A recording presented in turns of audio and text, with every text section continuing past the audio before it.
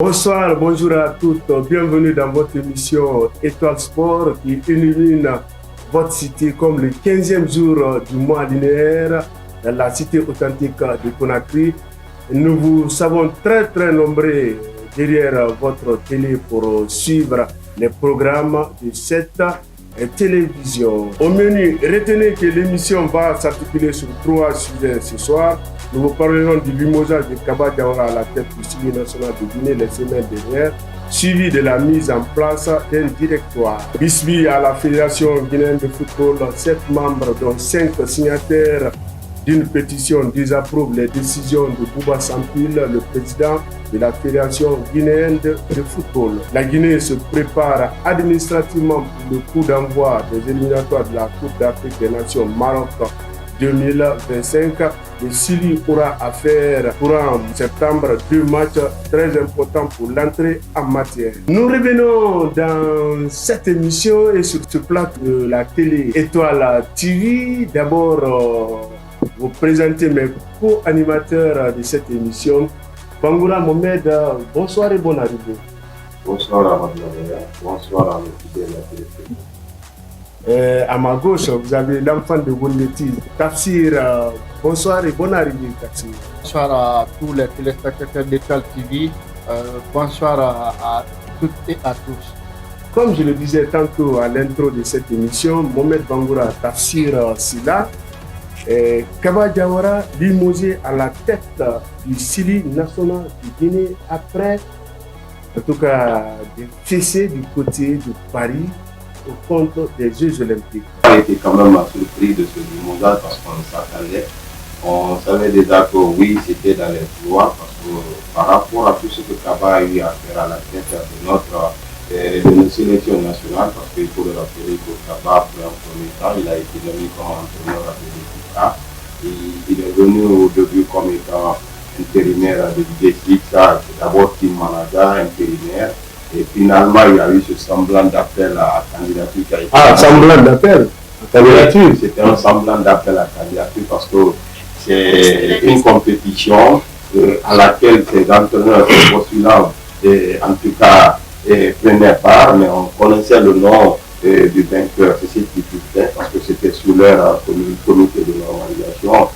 À sa tête, Dame Mariamassi Sakina Diallo, secondé par notre confrère Sega aussi. Mais au final, on savait ce qui devait avoir lieu. Pendant que Kaba avait bénéficié de la confiance renouvelée de ceux qui géraient le football guinéen d'alors, finalement, il est porté à la tête de cette sélection. Ayant fait... Et il s'est retrouvé en face de Kankouri Lapé Bangoura. Parce qu'il était déjà dans la boîte, on a préféré l'accorder une troisième chance parce que ce n'était pas une première, une troisième chance.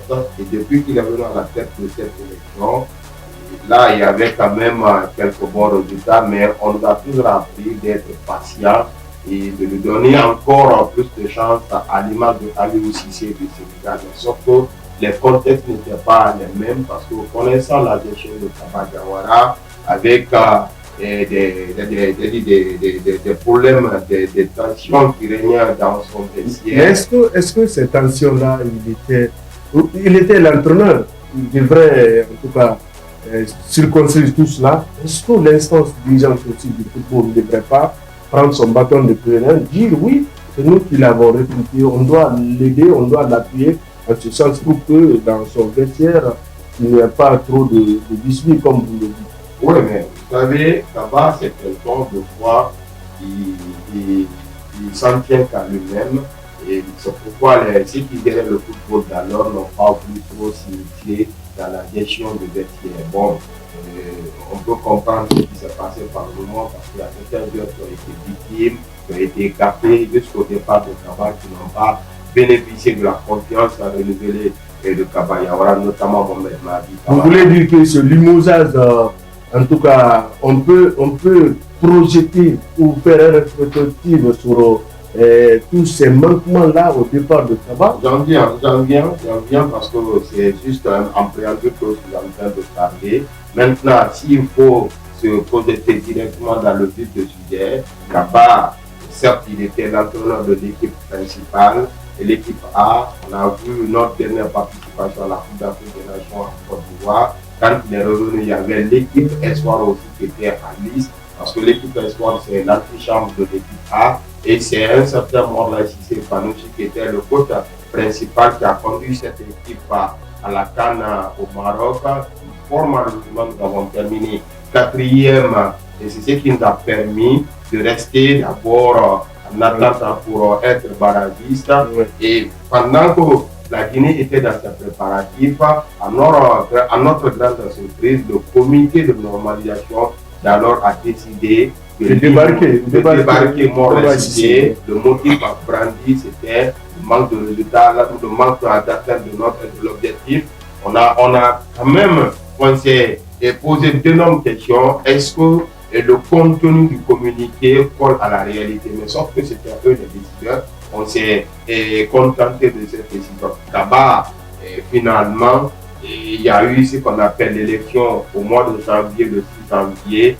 Un nouveau comité a été mis en place, mais sauf que ce comité a entériné, en tout cas, le travail. Ok, je vais revenir tout de suite à vous pour introduire aussi Tafsir Sylla par rapport à ces limogeages. En préambule, qu'est-ce que vous pouvez dire sur ce limogeage de Kaba Diawara? Amadou Labaya Kamara, sur limogeage de Kaba Diawara, moi je n'ai pas grand-chose à dire, mais en tant qu'observateur, c'est une décision qui ne m'a pas surpris parce que connaissant le parcours de Kaba. Donc elle a été tardive cette décision. C'est une décision très très tardive, mais une décision qui a été prise par un groupe de personnes qui manageaient le même coach, qui manageaient le même entraîneur. Moi je peux dire que quel est ce groupe de personnes-là qui manageait le coach? Puisque ce n'est pas ce comité qui a recruté cet entraîneur. Selon mes informations très très approfondies, il y a 3 groupes de personnes qui s'occupaient à quel niveau? du management du sélectionneur Kaba. Ces 3 groupes-là se situent à quel niveau? Ces 3 groupes se situent à 3 niveaux. Premier niveau, c'est au niveau de la Fédération guinéenne de football. Il y a un groupe au sein de la Fédération guinéenne de football qui sont là derrière le coach Kaba. C'est-à-dire, il y a une question. Non, un groupe qui serait là. Vous n'avez pas la preuve. Il y a un groupe qui serait là. Il y a un groupe qui serait là derrière Kaba pour une question de management. Ce qu'on peut dire en bon chouchou et une question de d'aller. Deuxième groupe, je peux dire qu'il y a un deuxième groupe qui se trouve au niveau du ministère des Sports et ministère de la Jeunesse et des Sports. Il y a un groupe qui se trouve au sein du ministère qui fait le management derrière Kaba. Parce que pour quel motif? Pour un motif financier. Pour un motif financier. Parce que si vous prenez le parcours intégral de Kaba Diawara ne devrait même pas faire plus de 15 matchs à la tête du Syli. Mais si vous regardez, il a effectué 37 matchs au sein de cette formation avec 13 victoires à la tête du Syli. Oui, 37 matchs, 13 victoires, 7 nuls et 17 défaites. Vous prenez le nombre de défaites à la tête de cette équipe, c'est très énorme. C'est très énorme. Vous partagez cet avis de... Amadou Labaya, je n'ai pas fini pour le 3e niveau. Il y a un 3e niveau de soutien de Kaba, ça c'est d'en haut. Au sein du gouvernement même, et au sein du gouvernement, d'après les informations reçues quelque part, il y a un groupe de personnes au sein du gouvernement qui soutenait le travail de Kaba. C'est pourquoi la décision de limogeage du Kaba a tellement retardé. On a vu encore en Côte d'Ivoire une preuve palpable. Tout le monde s'attendait au limogeage de Kaba, mais finalement, on a vu après l'élimination de la Guinée, on a vu la main de Kaba Diawara prise par le président de la Fédération guinéenne de football, la brandir en haut devant tout le monde, disant que Kaba va continuer son travail, quel que soit le résultat obtenu. Quel que soit le résultat, partagez-vous cet avis de Tafsir qui nous dit aurait bénéficié des soutiens un peu partout pour rester à la tête de ce série national? Franchement, je partage son avis, même si ça se dit. En tout cas, on ne le retrouvait pas sur la place publique. Mais nous qui sommes observateurs, nous qui sommes dans les différents pouvoirs de ce football guinéen, on savait déjà que le travail était arrivé, même au haut lieu, mais sauf que son limousine a été motivé par le fait qu'il a été lâché. Il a été lâché par ses parrains. Parce que, et comme il a dit, tout le monde s'attendait. Tassir parle de soutien, vous parlez du. Oui, mais non, ce sont des synonymes, ça y va dans le même sens. Allez-y, Bangoura. Mais sauf que, et cette fois-ci, j'en venais un peu par rapport à l'arrivée de Kaba Diawara à la tête de l'équipe d'espoir. Donc, Kaba a payé les frais de sa gourmandise. Je le dis en connaissance de cause. Parce qu'il était là à la CAN au Maroc. Certes, son staff était là, mais en tant qu'appoint. Et ça a bien donné. Il fallait évoluer dans le Non, quel staff? Non, le staff, non. Non, Pakile qui était là-bas. Oui, mais Pakile n'était pas, s'il vous plaît, Pakile n'était pas là-bas pour aider Morlaï. Il y a même eu des rumeurs qui ont, en tout cas, couru dans la capitale guinéenne en ce sens. Mais finalement, on a vu Pakile qui est sorti pour nous dire non, c'est Morlaï Cissé. C'est Morlaï Cissé qui est en train de travailler sur Justement, tout compte fait quand même, ce qui reste clair, il y avait un service, un staff d'appui qui accompagnait le staff de Morlaï Cissé pendant la CAN U23 au Maroc. Et ça donnait. Non, ce staff d'appui n'était pas officiel. Effectivement, il y était. S'il vous plaît, ce staff n'était pas officiel. Ahmad Blaba, effectivement, moi j'étais au Maroc pendant la CAN U23.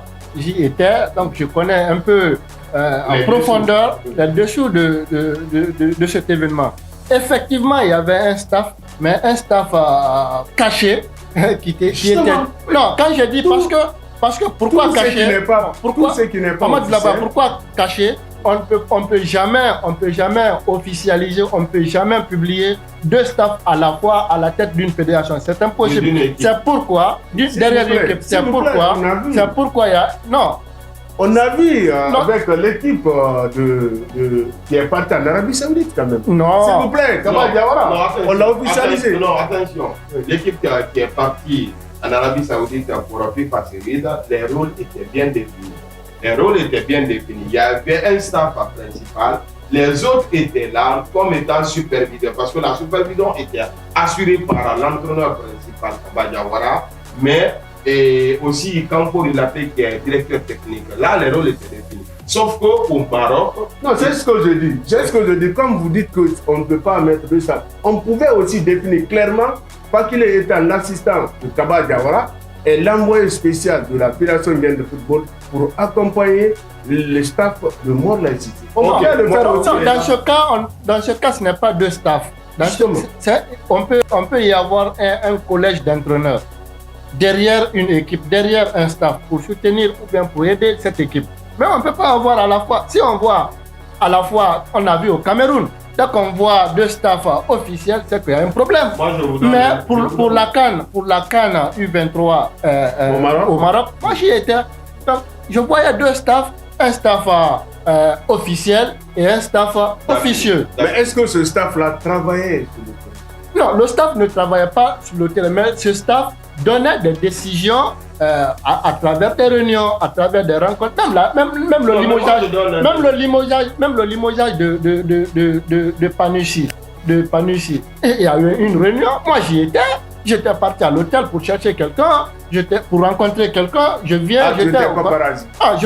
au comptoir. Non, j'étais au comptoir, il y avait une réunion. Et moi, Ahmad Blabaya, la décision pour un pays, pour le football d'une nation, en dehors, c'est-à-dire juste à la salle, à la rentrée d'un hôtel.